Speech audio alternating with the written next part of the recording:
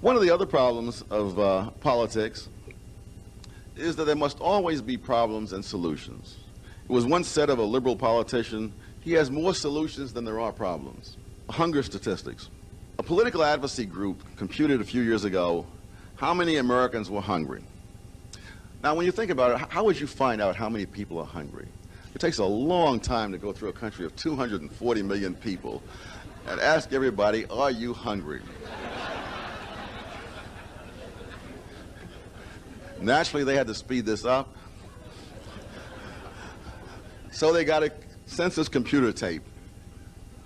And they figured out the eligibility for food stamps, and they ran the tape through to find out how many people are eligible for food stamps. Then they found out how many people actually get food stamps. They subtracted one from the other, and the difference were hungry. Using this method, someone decided to find out what was the hungriest county in the United States. It turned out to be a farming and ranching community where the employees and the employers ate what they grew.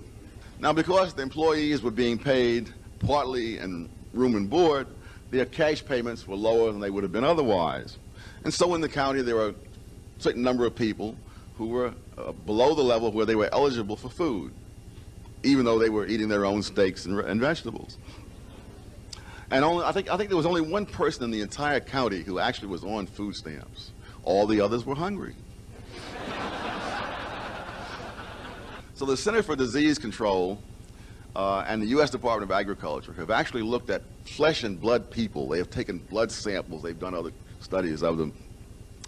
They cannot find any greater likelihood of poor children being clinically underweight than other children. Blood samples show no evidence of any protein or vitamin deficiencies varying from one income bracket to another. The only difference they can find is that low-income women have a slightly greater tendency to be obese, presumably from hunger.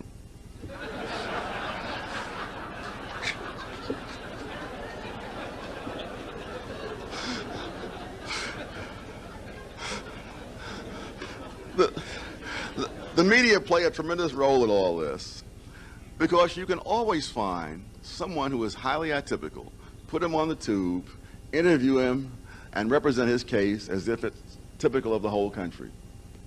And there's a great deal of that going on. There are not only ideological reasons for doing this, there are financial reasons. Because obviously the more crises there are, the more reason there is to buy newspapers and watch television.